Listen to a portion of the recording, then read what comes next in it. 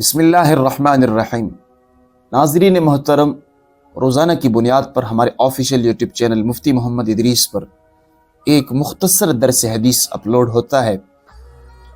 اگر آپ اس کو اہتمام سے سنیں اور عمل کی نیت سے سنیں تو مجھے اللہ کی ذات سے قوی امید ہے کہ آپ کی زندگی میں انقلاب برپا ہوگا۔ شرط یہ کہ آپ اس کو ذرا اہتمام سے سنیں اور غور سے سنیں اور عمل کی نیت سے سنیں۔ تو آج بھی ہم جس درس حدیث کو آپ کی خدمت میں پیش کرنے جا رہے ہیں وہ حدیث صحیح بخاری کی روایت ہے، اور اس مبارک حدیث کے راوی حضرت ابو ذر رضی اللہ عنہ ہے۔ وہ فرماتے ہیں کہ حضور علیہ الصلاۃ والسلام نے ارشاد فرمایا، اخوانکم، تمہارے ملازم، تمہارے مزدور، تمہارے نوکر، تمہارے ماتحت، تمہارے مسلمان بھائی ہے۔ تمہارے مسلمان بھائی ہے، جس طرح تم اپنے بھائی کے ساتھ اچھائی کی کوشش کرتے ہو، اس کو تکلیف نہیں پہنچاتے، اسی طرح یہ تمہارے ماتحت ملازم بھی تمہارے بھائی ہے، ان کو کبھی تکلیف مت دو، ان کو اذیت مت دو، ان کا خیال رکھو۔ جعلہم اللہ تحت ایدیکم، اللہ تعالیٰ نے دنیا کا نظام چلانے کے لیے اور تمہارے امتحان کے لیے ان لوگوں کو تمہارا ماتحت کر دیا ہے، تو ان کا خوب خیال رکھیے۔ جس طرح آپ اپنی ذات کا خیال کرتے ہیں، اپنے بھائیوں کا خیال کرتے ہیں، اسی طرح اپنے ملازمین کا، اپنے ماتحتوں کا ضرور خیال رکھیں۔ خدا کے لیے ان کو رسوا مت کریں۔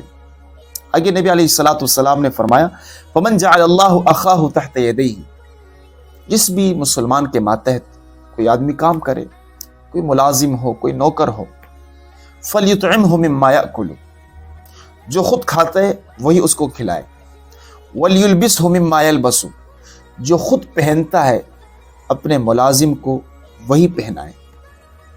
اس کا ایک مطلب تو یہ ہے، ایک پیغام تو یہ ہے کہ آپ کوشش کریں کہ اپنے ملازم کو، اپنے ماتحتوں کو اپنے ساتھ بٹھا کر کھلائیں، اور اس میں عار محسوس نہ کرے، تکبر نہ کرے۔ اس میں تکبر اور عار کی کیا بات ہے بھائی؟ اپنے ملازم کے ساتھ بیٹھ کے کھائیں گے، فائدہ آپ کو ملے گا۔ ایک دسترخوان پر جتنے زیادہ ہاتھ ہوں گے اتنی زیادہ برکت ہوگی، اور اللہ بھی آپ سے راضی ہوں گے کہ آپ ایک غریب کے ساتھ اچھائی کا معاملہ کر رہے ہیں اور ان کو اپنے ساتھ بٹھا کے کھلا رہے ہیں۔ اگر کسی وجہ سے اپنے ساتھ بٹھا کے آپ نہیں کھلا سکتے تو یہ کام تو پھر آپ ضرور کیجئے کہ جو کھانا آپ کھاتے ہیں اس جیسا کھانا اپنے ملازم کو بھی کھلائیں۔ ایسا نہ ہو کہ خود تو آپ بہت ہی عمدہ کھانا کھائیں اور اپنے ملازم کو انتہائی ادنا درجے کا کھانا کھلائیں، بچہ کچا جو بچ جاتا ہے وہ تم کھا لو۔ کہیں ایسا نہ ہو، ان کو بھی انسان سمجھو، مسلمان سمجھو، نبی علیہ الصلاۃ والسلام کا امتی سمجھ کر ان کے ساتھ اچھائی کا معاملہ کیجیے، ان پر ظلم مت کیجیے۔ اور وَلَا يُكَلِّفْهُ مِنَ الْعَمَلِ مَا يَغْلِبُهُ، اپنے ملازمین کو، اپنے ماتحتوں کو، اپنے نوکروں کو کوئی ایسا کام حوالے مت کرو جو وہ کر ہی نہ سکے۔ اب ایک ملازم آپ کے ماتحت کام کر رہا ہے، کمزور ہے، تو آپ اس کا خیال کریں، اس کی کمزوری کو دیکھیے۔ عمر کے لحاظ سے کم ہے تو اس کو بھی آپ دیکھیے۔ ایسا نہ ہو کہ آپ اپنے ملازم کو ایسا کام دے جو وہ کر ہی نہ سکے کہ مجھے تو کام چاہیے، ہر حال میں تم نے کرنا ہے۔ نہیں، جو وہ کر سکے وہ کام آپ ان سے لیجیے۔ فَإِن كَلَّفَهُ فَلْيُعِنْهُ عَلَيْهِ، اگر کسی وجہ سے آپ ان کو کوئی ایسا کام آپ کو دینا پڑے تو پھر اس کی مدد ضرور کریں۔ یعنی کوئی مشکل کام دے دیا ہے تو آپ اس کا خیال بھی رکھیں، کیا چیزیں ان کو چاہیے وہ فراہم کرے، کوئی مشکلات کا سامنا ہو تو اس کا بھی خیال کریں۔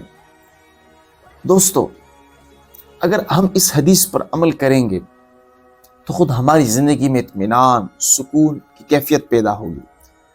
اگر ہم اوروں پر آج ظلم کریں گے، اپنے ماتحتوں کے ساتھ اچھا رویہ نہیں رکھیں گے، تو حقیقت یہ ہے کہ کل قیامت کے دن اللہ ہمیں اندھیروں کے حوالے کر دیں گے۔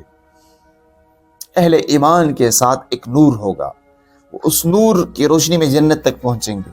جو آج اپنے ماتحتوں پر ظلم کرتے ہیں، ان کے ساتھ زیادتی کرتے ہیں، خدا انہیں اندھیروں کے حوالے کر دیں گے جن میں وہ بھٹکتے رہیں گے۔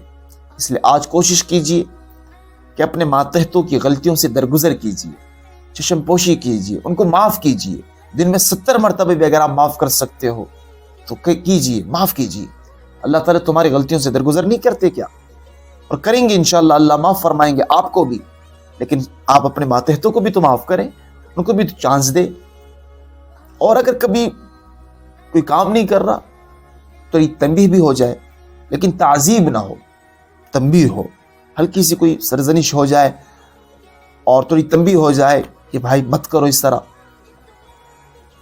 لیکن اگر کوئی آدمی مانتا ہی نہیں ہے بات تو پھر اس کو ادب کے ساتھ اپنے کام سے رخصت کیجیے کہ بھائی آپ ہمارے ساتھ چل نہیں سکتے اور ہم آپ سے معذرت خواہ ہیں۔